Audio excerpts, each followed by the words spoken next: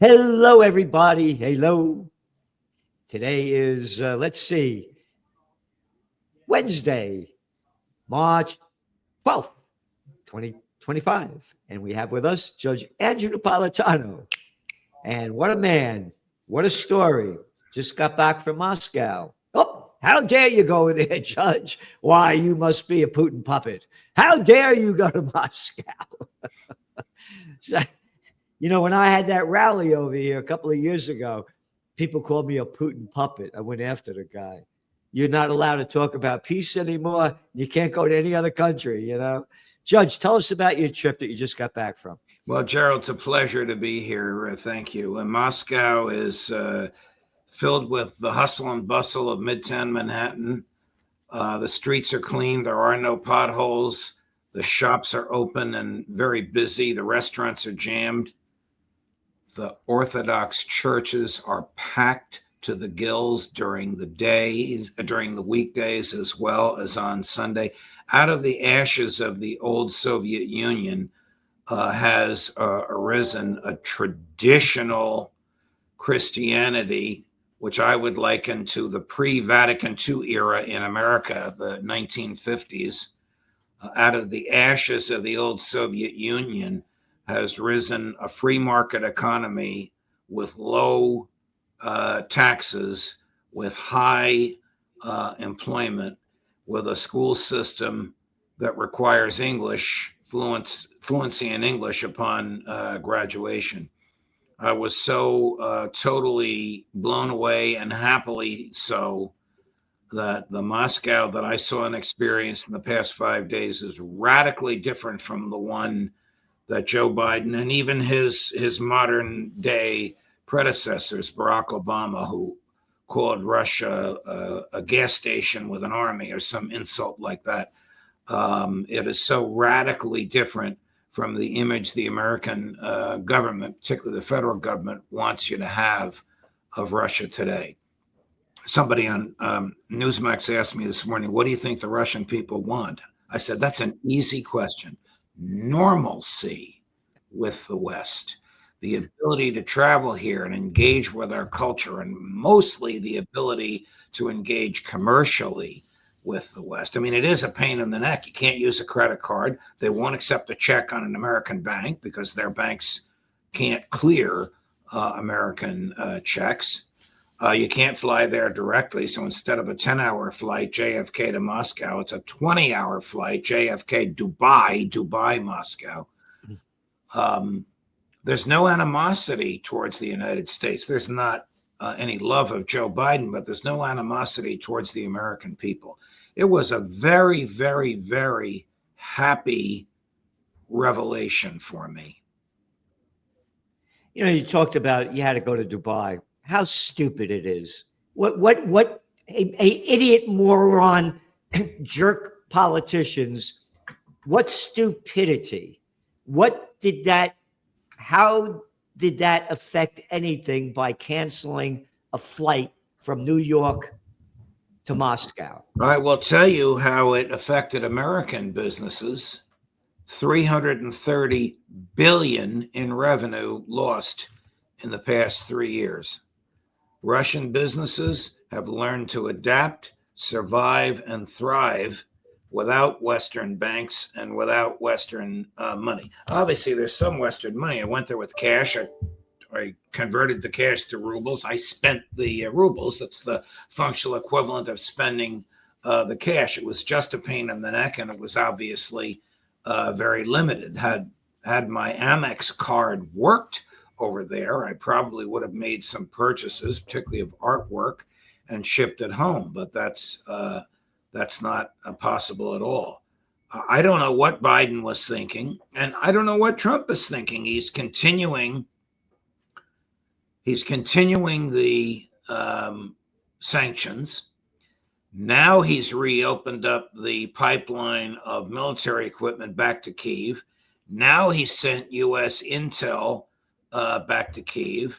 Now he's resuming the Victoria Nuland, Tony Blinken orchestrated, let's use Ukraine as a battering ram with which to coerce Vladimir Putin.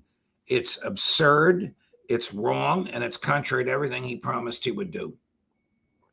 You know, what was the inflation like? What were the cost of things compared to here?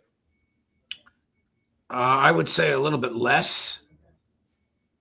A little bit less than here. If you were to go to a Starbucks-like facility and buy a cup of coffee. By the way, you can go to an Illy shop right on Red Square and buy fabulous espresso. No espresso in the world is as good as the Salenti hand-ground espresso. But this espresso in Red Square is fabulous. So the price is about the same, a little lower, you say, right? I would say the same to lower. They do have inflation. You want to buy a house, the interest rate is 21%. Wow. Unless you're a first-time home buyer, then it's 6%. Wow. Flip side of that is you put your money in the bank, you earn 20%. Wow. Putin does not control the central bank. The relationship between Putin and the central bank is the same as the relationship between Donald Trump and the Federal Reserve. Yeah, he eventually gets to appoint people when a term expires, but they have extraordinary independence. The top federal tax rate, there are no state or local taxes. The top federal tax rate, 10%. Oh, jeez. What have we got? We're at like 40% around here, right? Yes. Yep. Judge, if again, you were brought there because the top guy, that's the international diplomat, Lvov, invited you there. He watches Judging Freedom. Wow. Told me he watches the show. Now, maybe he has people watch it for him. I don't know. But he obviously made some comments to me personally in small talk before and after, not when we're on camera, made some comments to me about what people have said on the show, which were quite accurate. So either somebody watches it for him and gives him an accurate description, or he truly watches it himself. I know he's very close friends with Jeff Sachs, and he told me he goes out of his way to watch Sachs when Professor Sachs is on. All right, let's stop there, everybody. How long have we been saying you got to go to Judging Freedom? What the judge has on, the people he has on, the things that he talks about in Judging Freedom, you're not going to find anywhere, anyplace else. So go to Judging Freedom, because remember, the top foreign diplomat, what's his correct title? He's the foreign minister, and he is the senior foreign minister in the world. Yeah. And universally regarded as the most effective and the most knowledgeable. Yeah. And he asked the judge to go to Moscow to meet with him. So, Judge, can you tell us a little bit about what you talked about? Well, we talked about Ukraine, and we talked about NATO, and we talked about Europe. Europe wants war. NATO has horribly managed this. They've mismanaged it terribly. They really thought that they could put offensive weaponry in Ukraine, and that would threaten the Russians. It would have threatened the Russians, and that's why there is no NATO offensive weaponry in Ukraine. I'll tell you, the American president they distrust and despise the most is Bill Clinton. Oh, me too. George H.W. Bush promised Mikhail Gorbachev, let the two Germanys unite and NATO will not move one inch further eastward. Right. What did Bill Clinton do? Brought Poland into a NATO, attempted to bring Ukraine into a NATO. And then he looks at me and he goes, what would happen if the Chinese put weapons in Montreal aimed at New York, or in Tijuana aimed at Miami? How would you react to that? How would your president react to that? He's 100% correct. I know. And that's, of course, what NATO attempted to do in Ukraine.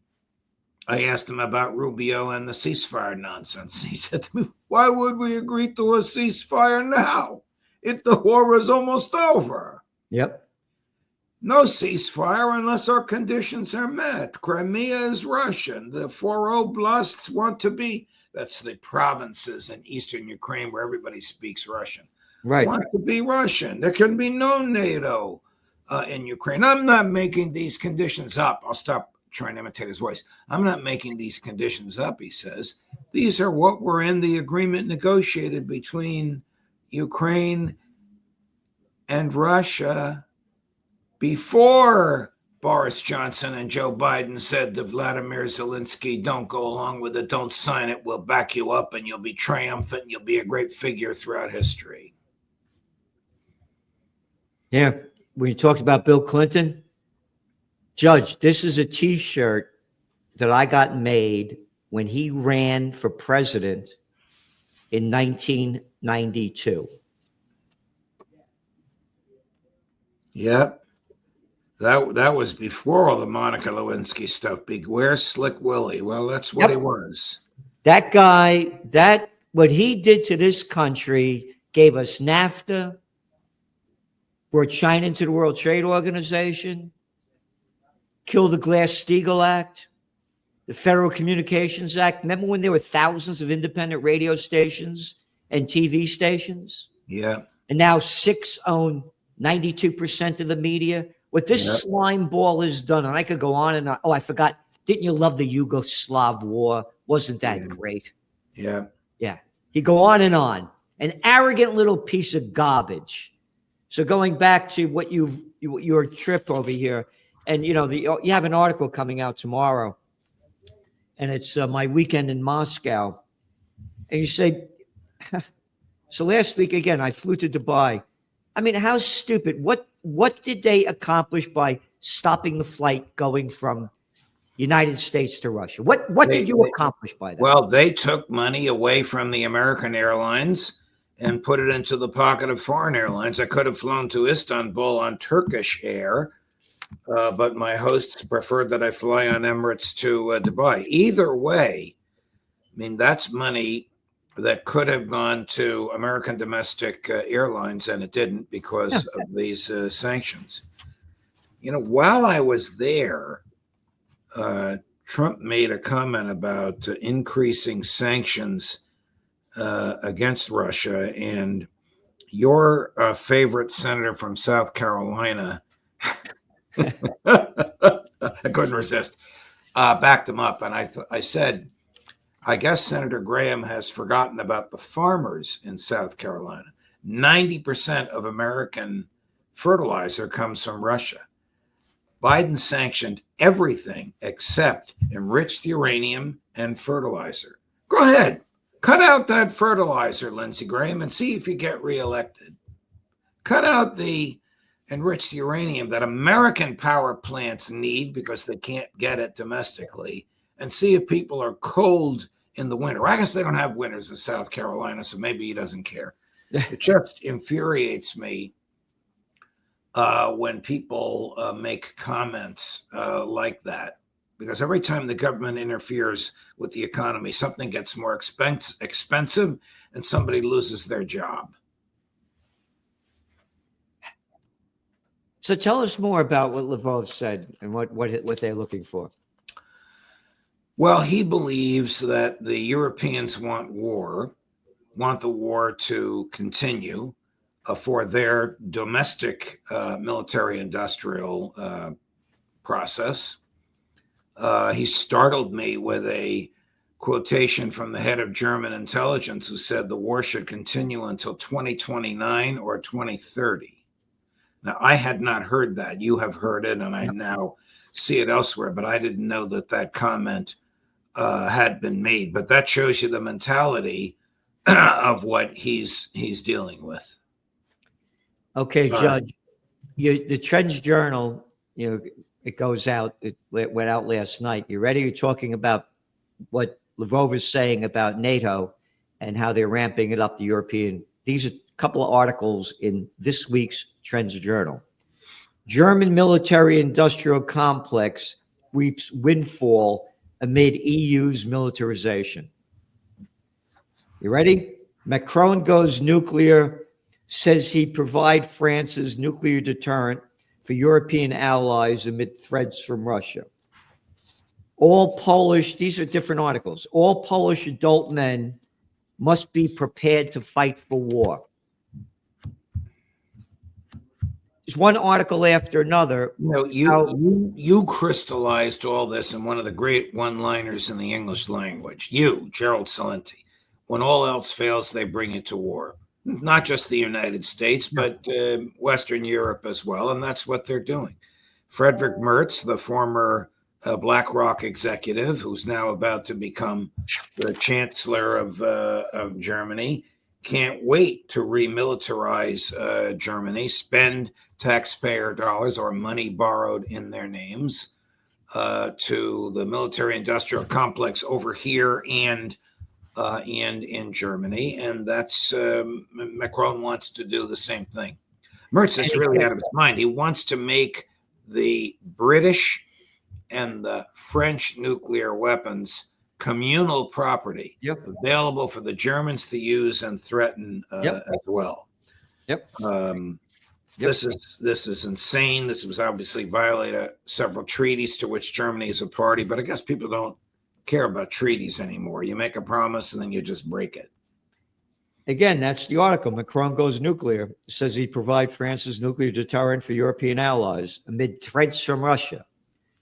And there's lying. Going back, by the way, when all else fails, they take you to war. Macron's popularity rating is in the toilet. Germany is in a recession. This is the third largest economy in the world. It is the largest economy in Europe. They're in recession, and now they're going to be spending all of this money for the military. And then you have to say, hey, moron, you're going to spend all this money in the military. If you go to war with Russia, it will be the end of life on Earth. It will be nuclear annihilation. Why are you wasting all of this money? People have to understand is that the people running governments are arrogant, ignorant, narcissistic pieces of crap. End of story. It isn't about the people. It's only about them. That we have these clowns telling us what to do.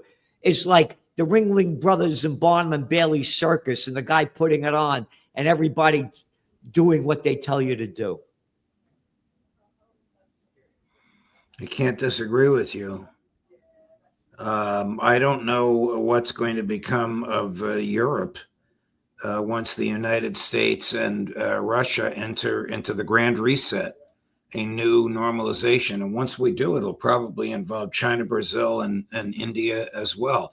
Europe wants to be left out. That's going to be their loss. And again, you look at what's going on there, and it is,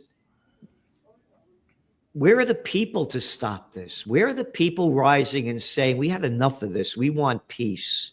You mentioned this clown that they just bring, that the chancellor in waiting in Germany, a former BlackRock guy. Yeah. How stupid can you be not to see this? And again, when you and I were young men, there were no BlackRocks. There were no Vanguards. There were no State Streets. Oh, the three companies, these hedge funds, private equity groups, venture capitalists that own 88% of the S&P 500. That's right. This is Robber Barons 2.0 in a different way. They're controlling the world. Judge, I want to say something quickly about, we have to go. But, Trump came out. I want to play this clip. This was last week when he spoke. And I watched the whole damn thing for 100 minutes, the longest talk ever to Congress that Trump did. And this is what he said about bringing peace and freedom to the United States. And I have stopped all government censorship and brought back free speech in America. It's back. Tell that to the Palestinian student, a permanent legal green card resident, married to an American with obviously an American baby, who just graduated from Columbia University, who's now in a Louisiana lockup because of statements he made on the Columbia campus last spring. And tell that to the others that are in Trump's crosshairs, because he has said the arrest of this guy is a test case. It's before a federal judge this afternoon. The judge will say, what are the charges against him? The charges, immigration charges, are filed in secret. What are the charges and what is the evidence? And why isn't his speech protected by the First Amendment? See where Trump bullshit in front of everybody's eyes for everybody to hear. Yes. A total lie. Here's what he said, by the way. Quote, ICE proudly apprehended and detained Mohammed Khalil, a radical, you ready? Foreign pro-Hamas student on the campus of Columbia University. This is the first arrest of many to come. We know there are more students at Columbia and other universities across the country who have engaged in pro-terrorist, anti-Semitic, anti-American activity, and the Trump administration will not tolerate it. Many are not students, they are paid agitators. We will find, apprehend, and deport these terrorist sympathizers from our country, never to return again. Wow. You know, the courts have often shown tremendous deference to the president on matters of foreign policy, but the government is still going to have to prove its case. I hope the case is tried in federal court with a neutral judge. If it's tried in immigration court, the prosecutor is Marco Rubio. The judge works for Marco Rubio. What the hell kind of a system is that? You can't make this up. As I said, it's the Ringling Brothers and Barnum and Bailey circus. Could you get a little more of a nothing clown than Marco Rubio? What a little jerk. Judge, thanks for being on. Thank you for all that you do. Everybody go to Judging Freedom if you want to know what's going on in the real world about their foreign policy. Judge, thanks for being on. See you next week. Thank you, Gerald. All the best, my friend.